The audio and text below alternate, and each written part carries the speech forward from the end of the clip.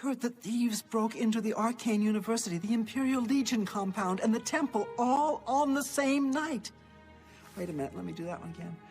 I heard that thieves broke into the Arcane University, the Imperial Legion compound, and the temple all on the same night. Hey, finally! That's what we've been waiting for!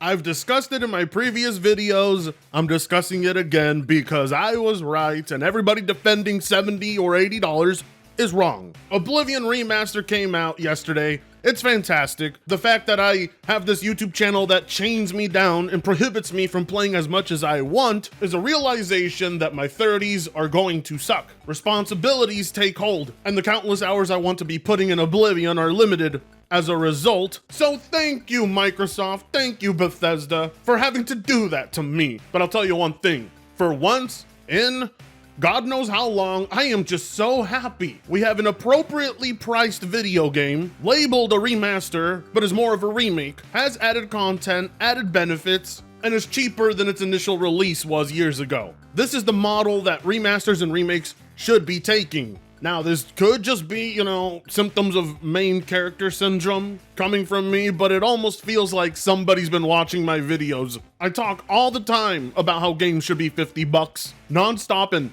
boom, this happens. And the game is still skyrocketing on Steam right now. Large player count. Gee, it's almost as if giving people a remaster worth playing and not charging full price for it yields you results. Would you look at that, Microsoft? Now, repeat this process and don't just limit it to Oblivion, and your multi-plat strategy could exceed your expectations. But it's Microsoft, what do I know? Every step forward for them, they take 3 steps back. But it's fair to say that they got it right here. I mean, Microsoft got it right when even PlayStation fanboys are running out here saying that they wish the game was only exclusive for Xbox. If these games were exclusive, Xbox will be kicking PlayStation ass in 2025 right now. Bring back exclusive games on Xbox. PS5 needs a competition. I love bullshit like this. Oh yeah, what a brilliant idea. Let's just take all this great content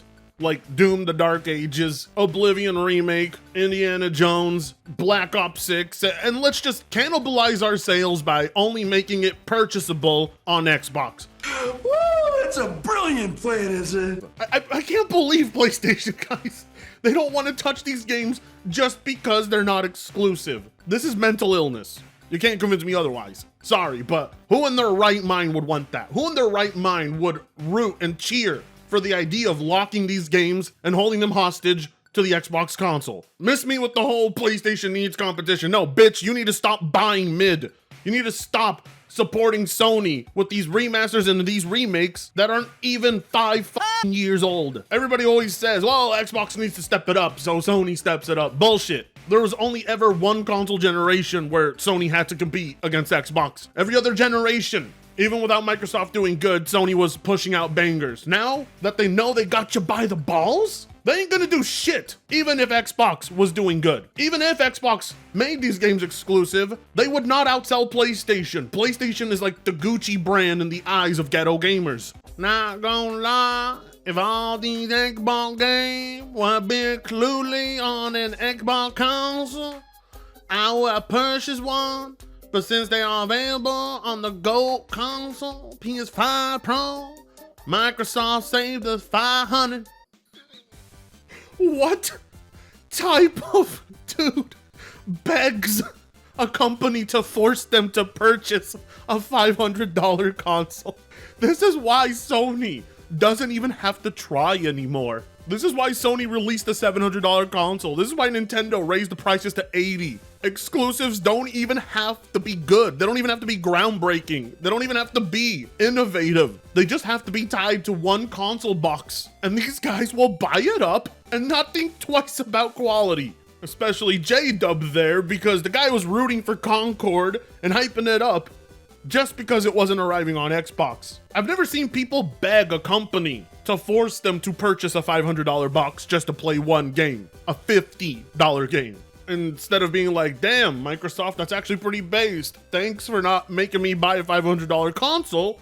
He's sliding Microsoft for not making him buy a $500 console. And why would this game be exclusive? This game was on PlayStation and Xbox back in the day, and PC. It would make no sense to solely make you purchase it on the Xbox console. This game should not be exclusive. This game should be available to everyone because it's actually a good remake. It's so good, it even got Grums, one of the biggest gaming grifters on social media, to go from complaining about body types to then rooting for the game and claiming he wasn't trying to call it woke. Keep in mind though, when it comes to this whole body type fiasco, I could overlook it because this was a staple of Elden Ring and nobody complained. What is a big problem, however, is Nexus mods banning a mod that allowed you to revert it back to being just male and female. If it's not a problem, Nexus mods, why remove the mod? I think that's a fair complaint from Nexus mods, not the game itself. I mean, look at Griffin. Even Griffin Gaming beforehand was trying his absolute hardest to parrot Crowcat and copy his shtick because Griffin isn't original. As we can see in this post of his originally trying to claim the game was soulless, and now he grifts and now says, Well, it's actually good because it's a game from back then. Why are you talking like that? Why are you talking like that? Griffin, you weren't even old enough to play this game back then. Quit acting like you know what it was like to be a gamer back then. You're out here buying the most expensive editions of Battlefield and think you're one of us? Nah, either way though, in spite of the obvious grift and flip-flopping, that does tie into the main topic of today's video. And that is, an ex-Blizzard CEO is super salty about the reception Oblivion is getting. Console fanboy salt just does not compare to the salt a CEO will give you. Ex-Blizzard boss throws shade at Oblivion Remastered. Former President Mike Something recently commented about the Elder Scrolls 4 Oblivion Remastered. Throwing shade at the release by saying he's skeptical about 20-year-old remasters. While Oblivion Remastered has been a hit, opinions about the game vary, and it seems that Ybarra Something is among the ones not too keen on playing the remaster. Okay, quick question. Why are we skeptical about a 20-year-old remake? I mean, for Christ's sake, if the guy was throwing shade at Sony remastering Days Gone, Horizon Zero Dawn, hell, even Horizon Forbidden West, or Death Stranding, or The Last of Us 1, I mean, he would have a point. I don't think people would disagree with that. Remastering things that came out in the HD era just makes no sense. But the dude is directly throwing shade at a game that people have waited over 20 years to get an overhaul. Oblivion is an excellent title, a classic, but no one can deny it's showing its age. That doesn't take away from the quality of the experience. You will be getting one of the best role-playing games ever made, regardless of which version you play. The game's essence has not been lost in time, and it's okay to want to play it with better visuals. Otherwise, you're going to be stuck trying to mod something that's pretty hard to get to work. Fundamentally, a lot of things about Oblivion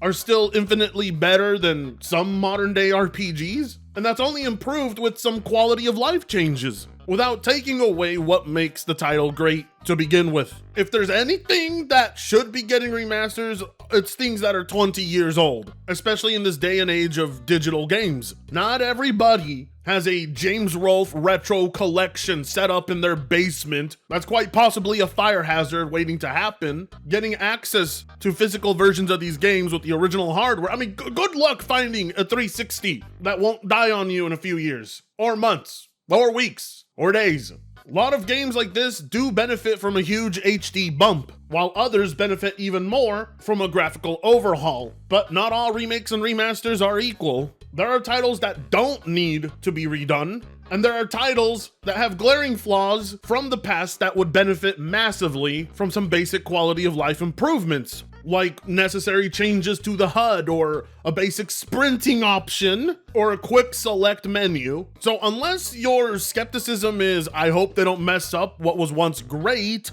I do not see what the problem is. This article originates from this tweet right here. I'm skeptical about 20-year-old remasters.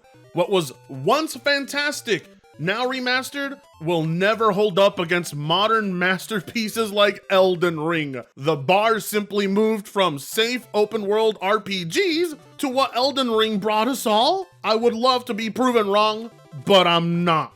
Bitch, please shut the fuck up, okay? The last person on Earth who should be making this claim is the dude who ran a company that reskinned Overwatch 1 and called it Overwatch 2. You are not the standard set forward for quality. You are not one to be saying anything.